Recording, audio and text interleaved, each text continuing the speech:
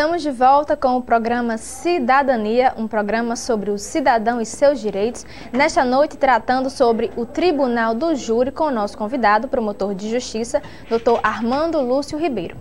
Doutor Armando, dando continuidade aqui ao nosso debate, à nossa conversa, nós gostaríamos de saber, o senhor como membro do Ministério Público, qual o papel do Ministério Público no combate e mesmo na prevenção da criminalidade?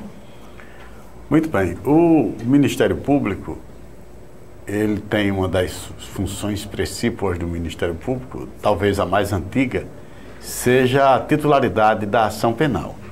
Nesse contexto, o Ministério Público, portanto, ele representa o Estado, ele substitui o Estado para que alguém seja punido. Nos primórdios das civilizações, cada um fazia sua vingança privada. Desde que o Estado tomou para si o direito de punir, ele confiou a um órgão essa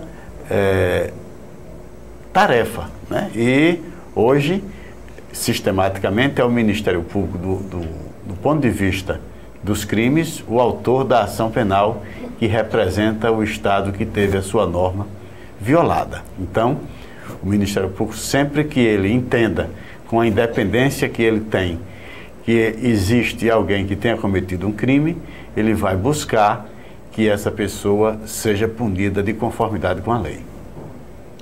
Doutor Armando, nós sabemos que há crimes que são julgados pelo tribunal, por um tribunal especial, né? Que até na introdução da fala do senhor, o senhor já tratou um pouquinho do Tribunal de Júri, que é formado por pessoas da própria comunidade. E nós queríamos que o senhor explicasse em linhas gerais a que compete, né, o Tribunal dos Júris, que crimes ele julga e a norma que tem a previsão da competência desses crimes. Sim, muito bem.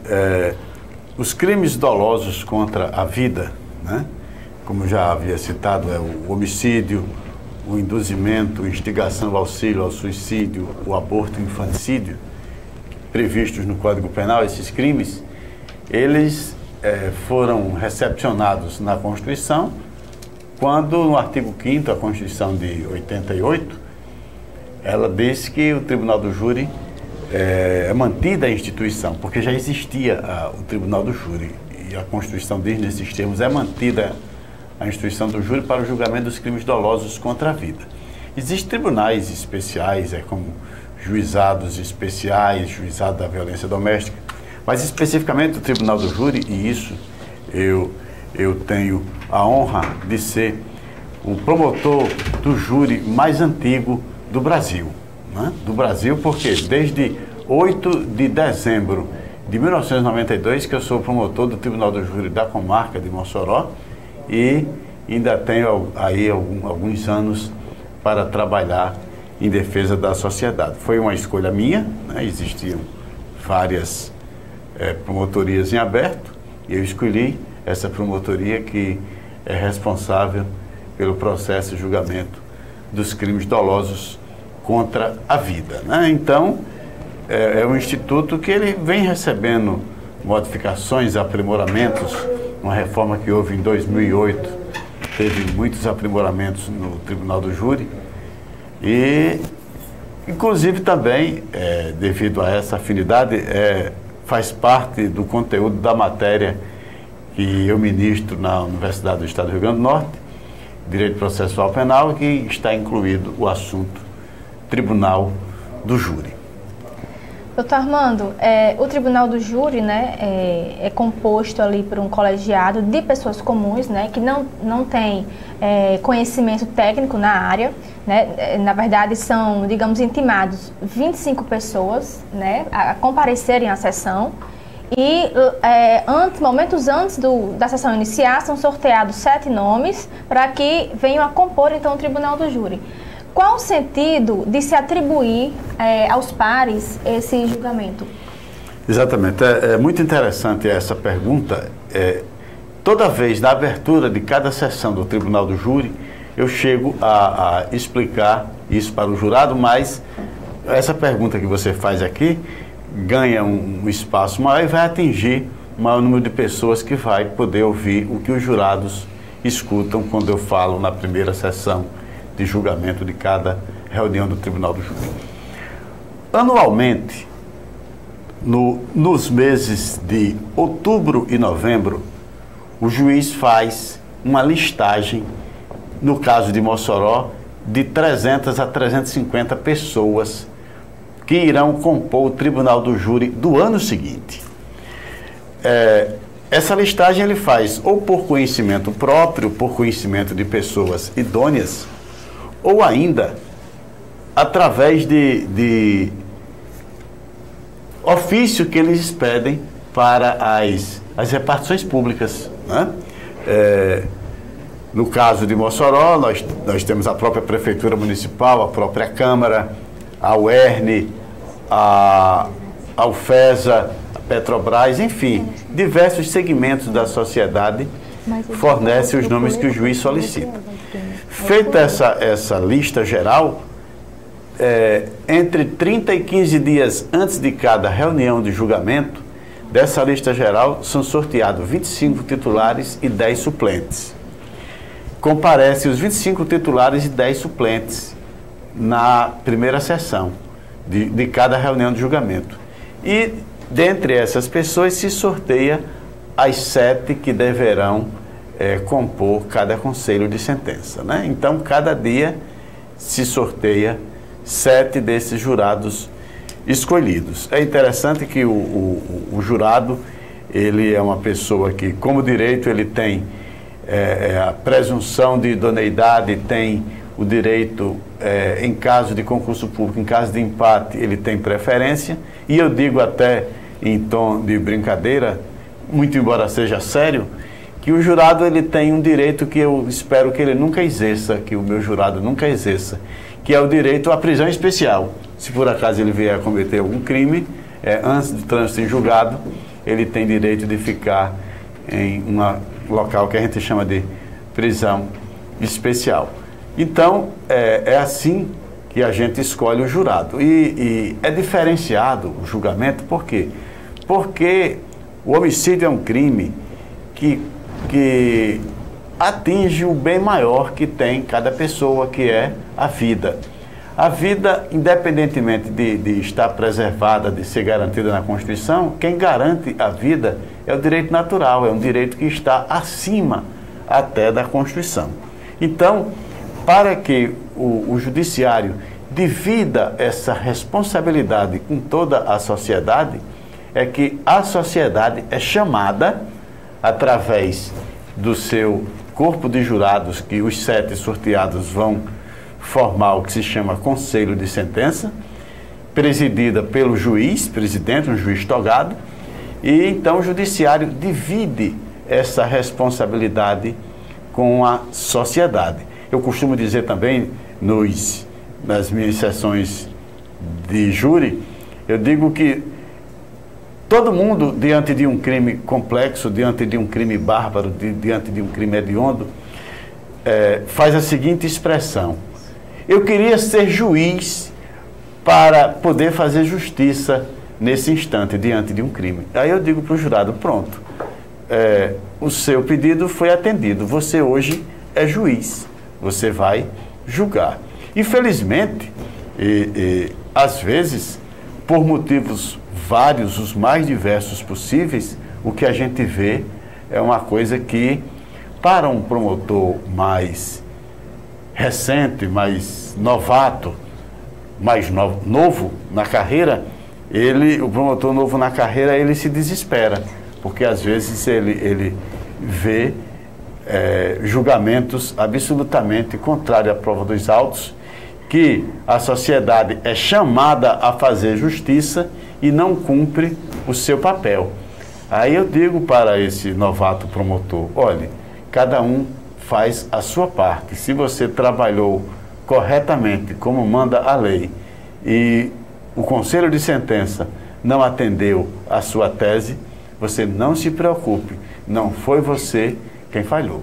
Doutor Armando, e para estar apto a compor o Tribunal do Júri, tem alguns requisitos, né, a serem observados, né? Ser maior de 18, não ter condenação criminal. A pessoa pode se voluntariar, porque não é um serviço pago, né? Isso. É gratuito, então a pessoa pode se voluntariar. Pode se inscrever? Pode se inscrever. É por isso que o juiz só manda depois das informações que ele tem. Muitas vezes pessoas existem que procuram os juízes para se inscrever. Inclusive o meu colega promotor de justiça da capital de Alagoas e Maceió, ele tem um programa de jurado voluntário, né? Que ele produz palestras em vários bairros, em vários clubes de serviço, e ele capta nome de pessoas que queiram ser jurados. No caso aqui de Mossoró, quem quiser ser jurado é procurar a secretaria da primeira vara criminal no Fórum Silveira Martins e dar o seu nome. Quem quiser ser jurado, por exemplo, para o ano de 2017, tem até o dia 15 de outubro deste ano para se colocar como jurado. A pessoa não precisa levar nada. Quando a pessoa dá o nome, a sua qualificação, né, que é a idade, CPF, etc., nós mesmo fazemos essa pesquisa e a pessoa não precisa levar nenhuma documentação. Quem pretender, portanto, ser jurado voluntário, poderá procurar a secretaria da primeira vara criminal do Fórum Silveira Martins. Doutor Armando, há casos em que uma morte causada por alguém em ato de violência não é considerado crime. Quais esses casos e por que há essa diferenciação na legislação? É aquela situação, como eu falei inicialmente, quando eu disse, porque para ser crime é preciso que o fato seja típico, antijurídico e culpável. Vamos supor, eu fiz um júri essa semana em que uma pessoa atirou no filho de A, então revidando para que essa pessoa não continuasse atirando no seu filho, efetuou um tiro na pessoa de B, que havia atirado, né? Então, veja bem, quando essa primeira pessoa que voluntariamente efetuou um disparo, ela cometeu um crime. No entanto, a segunda pessoa, para defender seu filho, para que cessasse aquela agressão, quando ela revida e atira para que a pessoa pare com a ação, ela praticou um fato com a excludente de ilicitude, né? Ou tecnicamente a gente chama também de dirimento penal. Então, essa segunda pessoa não cometeu o crime. Por exemplo, quando a pessoa está em um serviço, um vigilante, por exemplo, e que alguém tenta invadir o estabelecimento que está sob sua guarda e começa uma troca de tiros, se o vigilante revida esse tiro para fazer o exercício regular do seu direito, ele vem a atingir essa pessoa que vem a óbito, o vigilante está cometendo aí um ato, do ponto de vista jurídico, legal. Por quê? Porque ele não tinha a intenção de matar, ele tinha a intenção de cumprir o seu dever de fazer a defesa daquilo que, por lei, ele estava encarregado de defender. Não é que a gente vá indiscriminadamente dizer que as pessoas possam matar, né? Mas às vezes existem situações em que as pessoas defendem bens jurídicos, né? Então, quando ocorre também, por exemplo, um dos fatores do aumento da criminalidade é que não se descobre, às vezes, os autores de crimes. Às vezes, infelizmente, essa é uma situação com muito mais incidência do que a gente pode supor. Os crimes ocorrem em bairros periféricos, na calada da noite, sem o registro de nenhuma testemunha. Apenas no dia seguinte, as pessoas registram, os sites registram mais um crime. No entanto, ninguém sabe quem foi o responsável, não há nenhuma testemunha, não há nenhuma prova. Houve esse fato criminoso, no entanto, ele não será transformado em um processo, não irá a julgamento, porque não se descobriu a autoria. Ele só se transforma em processo quando existe uma autoria descoberta. Doutor Armando, aproveitando o final da sua fala, recentes pesquisas, sempre saem pesquisas acerca dos processos, dos crimes, né, de homicídio. E o que a gente vê é que o percentual de crimes que realmente são apurados e julgados é muito baixo. Às vezes nos causa a sensação de impunidade e até mesmo de incentivo à criminalidade. Esses dados são realmente verídicos? Há realmente um baixo percentual de crimes que são efetivamente julgados e apurados? Isso é fato. Isso é fato porque, como eu já disse, uma grande maioria de crimes ocorre em localidades ermas, de madrugada, sem testemunhas. Então, um crime desse, quando a gente só faz o achado do corpo, ou como se diz na linguagem policial, o presunto, né?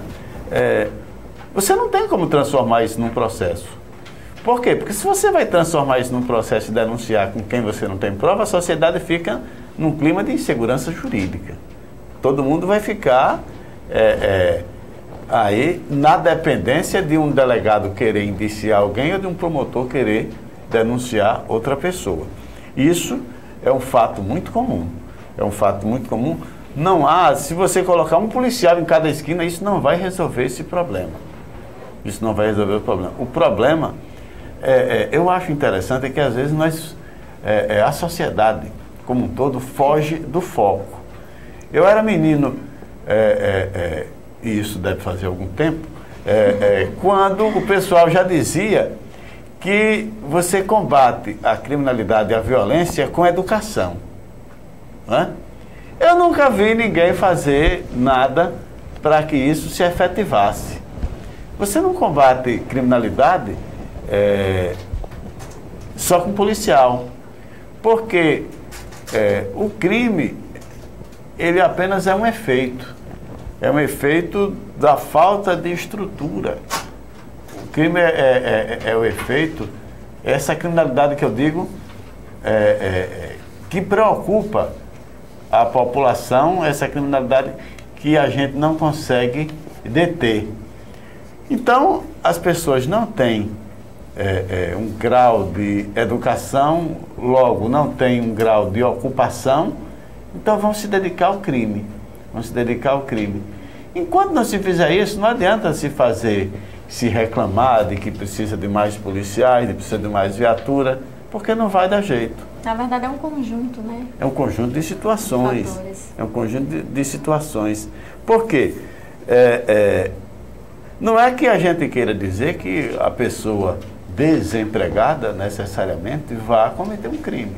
Não é que a gente queira dizer isso. Bem como uma pessoa miserável, uma pessoa que vem de família humilde, necessariamente não quer dizer que a pessoa, por ser pobre, vai se envolver no mundo do crime, porque hoje nós vemos muito casos de adolescentes, de pessoas de classe média envolvidas no mundo do crime, no mundo do tráfico.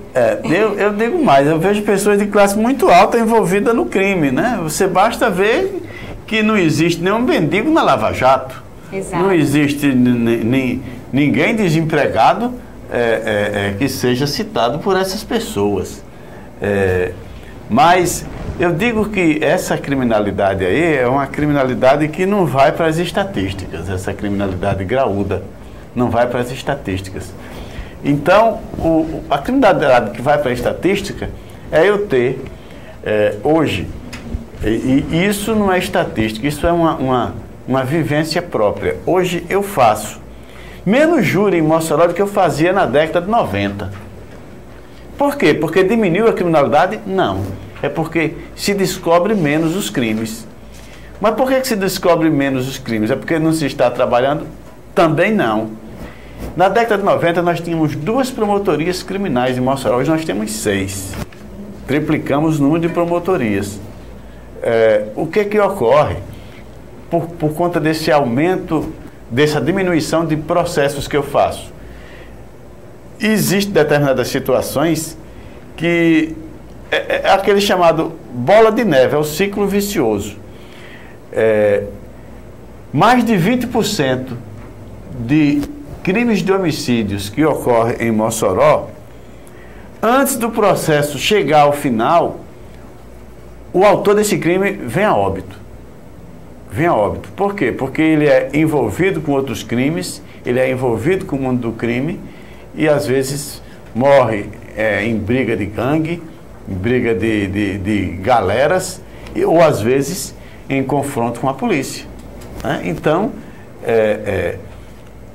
eu digo isso por quê? Porque é habitual, a gente já até, com todo respeito, a gente já criou até um jargão na promotoria. Quando a gente vai arquivar um processo desse, a gente diz assim: como é que pode mais um 107 primeiro? 107 primeiro é uma referência ao artigo 107, inciso 1º do Código Penal, que diz que extingue-se a punibilidade com a morte do agente. A gente diz lamentando, como é que pode mais um 107 primeiro? Por quê? Porque é uma coisa que ocorria com uma frequência muito rara na década de 90.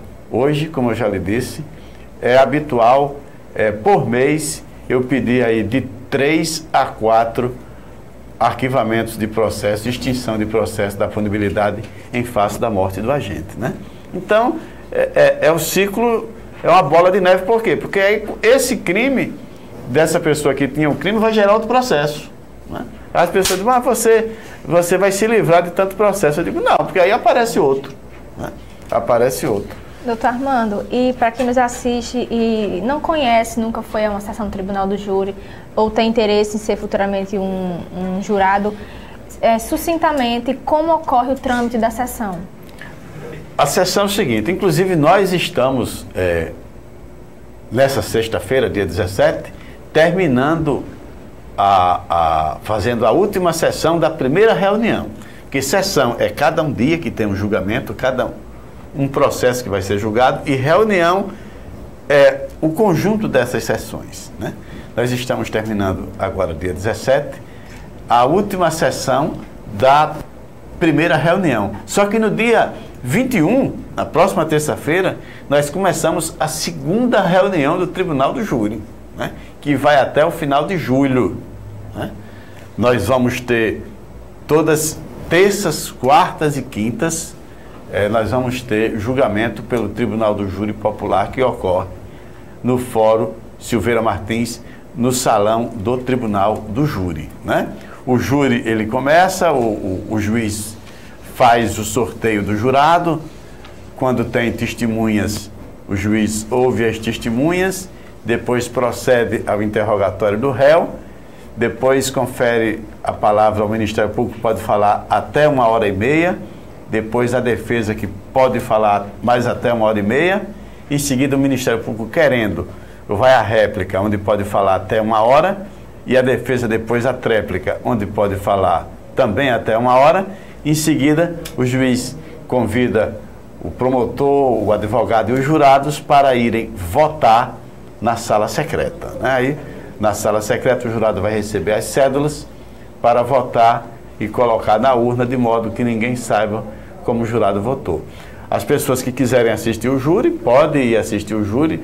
O júri é uma sessão aberta ao público, inclusive faz parte do princípio da publicidade, e às vezes faz parte até do aluno ganhar 1 ponto ou 2 na minha disciplina de Direito Processual Penal, ele comparecer à sessão do Tribunal do Júri, que inclusive eu também, na minha cadeira, eu faço júris simulados. Eu pego um processo que já transitou em julgado e coloco os alunos para trabalharem como os profissionais do direito que eles vão ser nesses processos. E quem quiser, é só chegar, faz lá, se identifica na sessão e diz: eu quero assistir o júri, e a pessoa indica para onde ele quer ir.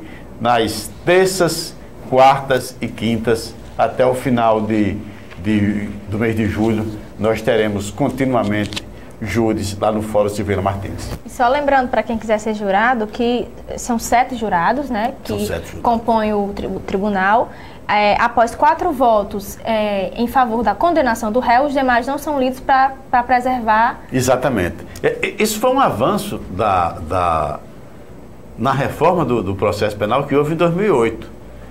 Porque antes se contava todos os 7 votos. Quer dizer, se todos os 7 fossem sim ou não, não havia sigilo de votação, porque saberiam que um jurado votou. Hoje, o juiz começa a contar os votos, né? Quando o juiz chama um não, um sim, e quando chega no quarto, sim ou não, o juiz para a votação para que não haja esse conhecimento. Nós fizemos uma experiência disso e temos a honra, e eu digo que pelo fato de Mossoró ser uma cidade pioneira, nós fizemos isso pela primeira vez em Mossoró no ano de 1998. Nós fizemos essa experiência, era juiz aqui na comarca de Mossoró, o hoje desembargador Expedito Ferreira de Souza, e nós fizemos pela primeira vez isso, só contando até o 4º voto. Depois passou um juiz que foi titular também da primeira vara criminal, doutor Armando Ponte, né? Inclusive tem José Armando Ponte, que hoje está um juiz de Natal, e ele também adotou esse sistema, e nós, reunidos, promotores e juízes aqui, passamos a adotar esse sistema, que posteriormente o fato se deu de forma tão positiva, que o legislador que reformou o Código de Processo Penal acabou por colocar em 2008, 10 anos depois da iniciativa pioneira de Mossoró, colocou em prática e transformou o sistema de votação, que é hoje, como você falou, contando até o 4º voto para preservar o sigilo da votação. Doutor Armando, o nosso debate está chegando ao final. Se tivéssemos mais tempo, com certeza exploraríamos mais todo o seu conhecimento sobre o assunto. Gostaríamos de agradecer mais uma vez por ter vindo aqui fazer esses esclarecimentos e deixamos o senhor à vontade para as considerações finais. Eu que agradeço a este programa por ter nos chamado para dar essa orientação, porque eu digo que o Ministério Público do Tribunal do Júri é a vitrine do Ministério Público. O povo só vê o Ministério Público no Tribunal do Júri. Então, se nós não temos um bom desempenho, se nós não dizemos aqui viemos porque nós somos Ministério Público, que é, inclusive, a sociedade, a nossa cliente, da mesma forma como o cliente tem, o advogado tem como cliente aquela pessoa do acusado, o Ministério Público tem como cliente a sociedade. Por isso, a sociedade precisa conhecer qual é o trabalho do Ministério Público, o que é que faz o Ministério Público. Daí porque eu agradeço essa oportunidade de divulgar o nosso trabalho, aquela coisa que nós tanto gostamos, tanto que estamos nessa praia desde que chegamos aqui em Mossoró em 1992. Obrigada, doutor Armando. Boa noite. Nós voltamos no próximo bloco com o professor Fábio Hunter e o quadro Concurseiros Mossoroenses. O Cidadania é um programa sobre o cidadão e seus direitos. Volta já.